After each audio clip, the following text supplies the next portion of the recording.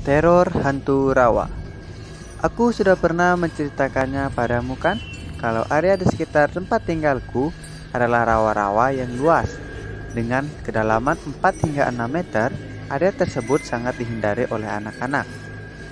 Kesan pertamaku saat melihat tempat tersebut adalah aku melihat sosok laki-laki setengah baya tengah berdiri melayang di sekitaran rawa tersebut.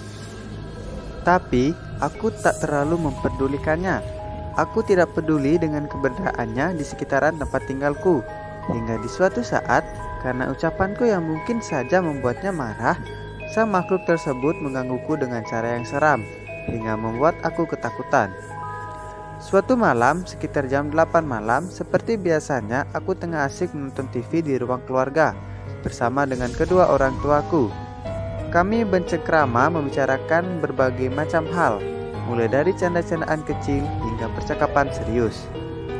Tidak ada yang aneh, kami melakukan aktivitas seperti biasa, hingga akhirnya makhluk itu datang. Sosok pria yang kurasa dia seumuran dengan bapakku. Sosok tak kasat mata yang hobi berkeliling ke area sekitaran tempat tinggalku. Aku tahu sebab aku sering melihatnya mengitari area perumahan. Sering ku tengok lewat jendela di dalam rumah. Pernah kulihat juga setiap kali aku pulang sekolah selepas maghrib. Setiap kali ia berkeliling, ia selalu mengeluarkan bau aneh khas bau bangkai mayat yang membusuk. Bau danurnya sangat menusuk hidung, ditambah lagi bau anyir yang menyeruak membuat perutku terasa diremas hingga membuatku mual. Tubuhnya mengerikan, wajahnya pun tak kalah seram. Dia berkeliling di setiap malam Jumat hingga malam Sabtu. Mengitari lingkungan rumah, dia melayang dari pintu ke pintu. Entah apa yang ingin makhluk itu lakukan.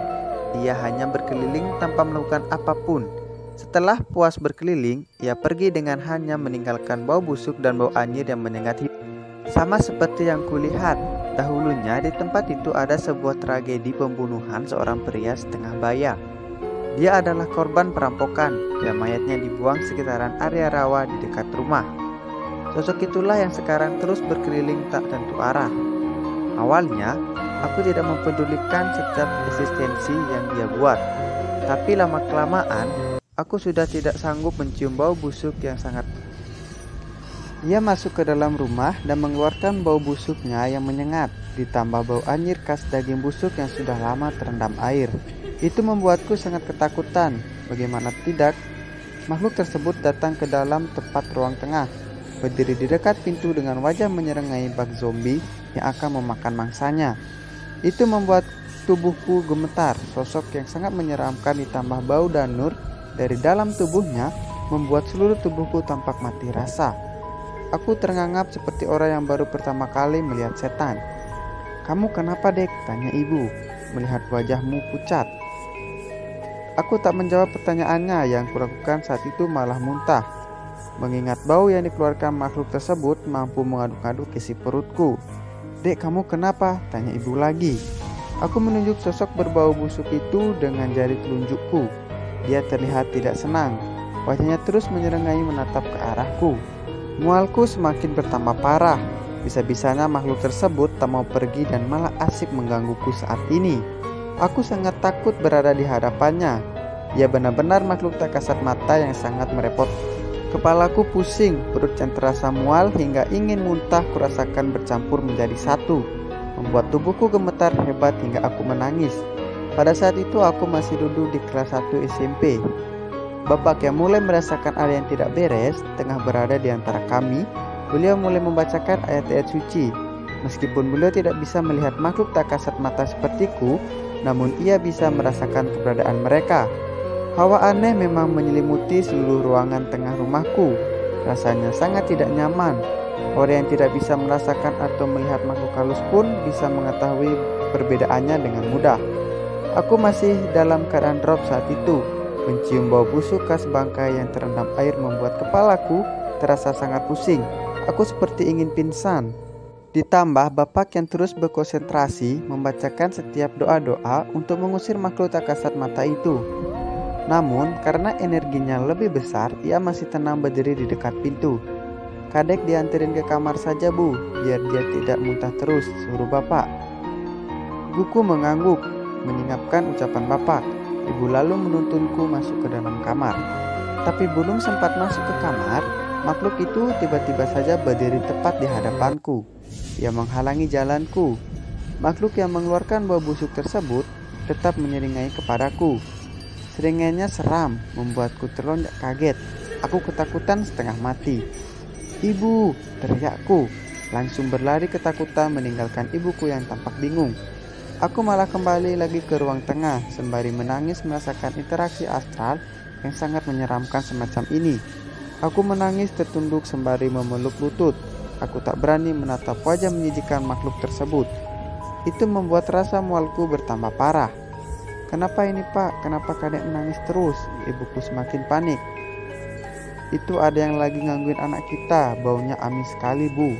Aku mulai menangis kencang. Rasa mual yang tak tertahan membuat tubuhku semakin lemas. Bapak dengan berani mulai mengambil segelas air. Ia membacakan beberapa surat-surat pendek, lalu meniupnya ke dalam gelas berisi air. Beliau terlihat sangat marah melihat anaknya tengah diganggu oleh makhluk halus seperti ini.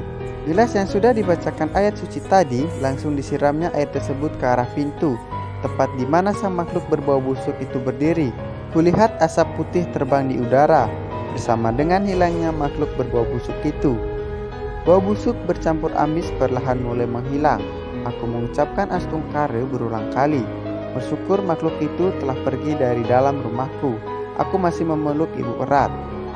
Keesokan harinya, ibuku langsung bertanya perihal bau busuk yang membuatku mual hingga ketakutan. Mungkin menurutnya, tak biasanya anaknya yang pemberani ini tiba-tiba menangis melihat makhluk tak kasat mata yang biasa aku lihat. Hingga muntah dan lari terbirit-birit. Aku menceritakan semuanya. Perihal ada sosok makhluk tak kasat mata berbentuk pria parubaya yang kulihat. Ia selalu berkeliling ke area perumahan dan meninggalkan buah busuk yang menyengatinya selepas ia lewat. Ibuku mengangguk tanda mengerti. Beliau memelukku dengan erat. "Kasihan sekali kamu, Nak, masih di umur segini kok lihatnya yang kayak gitu." Ibu mengelus kepalaku lembut. "Setiap hari kadek lihatnya seperti itu, Bu. Aku juga merasa takut." Aku memeluk ibu erat. "Kamu harus kuat ya sayang." Ibu membalas pelukanku erat. Ada fakta unik yang aku dapatkan dari ibu. Beliau bertanya pada tetangga sekitar, apakah tadi malam mereka mencium bau busuk? Dan ternyata para tetangga sama sekali tidak mencium bau tersebut. Bahkan para tetangga tidak pernah sama sekali mencium adanya bau busuk di lingkungan rumah mereka. Tidak sepertiku yang selalu mencium bau busuk ketika makhluk itu lewat. Jangan bilang kalau hanya di rumahku saja makhluk tersebut mengeluarkan bau khasnya. Oke, begitu saja cerita dari saya. Terima kasih.